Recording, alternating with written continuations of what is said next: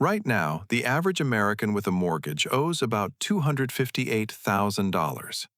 And on a typical 30-year loan at today's rates, near 6%, that person will pay over $400,000 just in interest. That's more than the original loan. So when you get a bonus, an inheritance, or you finally start earning more than you spend, this question hits hard. Should I throw extra money at my mortgage, or should I invest it? This is one of the most debated questions in personal finance, and most people get it wrong. Not because they're bad with money, but because they only look at one side of the equation. Today, I'm going to walk you through both sides, show you the real math, and help you figure out which move actually builds more wealth for your specific situation. Let's start with the case for paying off your mortgage early. When you make extra payments toward your principal, every dollar you put in saves you future interest. On a $350,000 mortgage at 6%, your monthly payment is about $2,098. Over 30 years, you'll pay roughly $405,000 in total interest. That means you're paying $755,000 for a $350,000 house.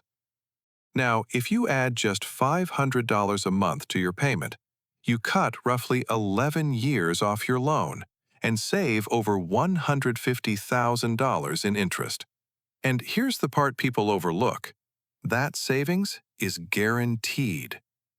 The stock market might go up, it might go down, but when you eliminate mortgage interest, you keep that money no matter what. There's also the emotional side. Owning your home free and clear changes how you feel about risk, about your job, about your entire financial life. When you don't owe anyone a mortgage payment, your monthly expenses drop dramatically. You need less income to survive. That creates options. And options are what financial freedom actually is. Now, let's look at the other side.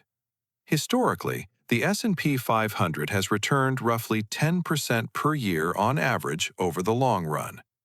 Over the last 20 years, even after some brutal crashes, the average annual return has been close to 12%. Today's 30-year fixed mortgage rate sits right around 6%, so the math is straightforward on the surface. If your money can earn 10% in the market, and your mortgage costs you 6%, you come out ahead by investing the difference. That 4% spread, compounded over decades, can be enormous. Let's put numbers on it. Say you have an extra $500 a month. If you invest that in an S&P 500 index fund earning an average of 10% per year for 20 years, you'd end up with roughly $382,000. If instead you put that same $500 toward your mortgage at 6%, you'd save about $150,000 in interest. The gap is over $230,000. On paper, investing wins by a landslide. But here's where it gets more nuanced. That 10% market return is an average. Some years the market drops 30%. Some years it rips 25%. You don't get a smooth 10% every January. And you have to actually stay invested through the painful years to capture those returns. Most people don't. Studies consistently show that the average investor underperforms the market because they panic sell during downturns and buy back in too late. So the real question isn't what the market returns, it's what you will return given your behavior.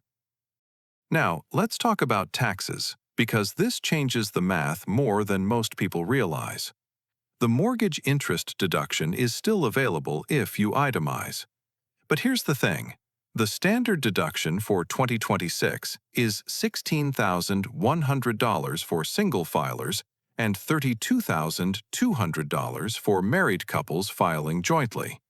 Unless your total itemized deductions, including mortgage interest, state and local taxes, and charitable giving, exceed that standard deduction, you're not getting any tax benefit from your mortgage interest at all. And most Americans today take the standard deduction. So that old advice about keeping your mortgage for the tax write-off?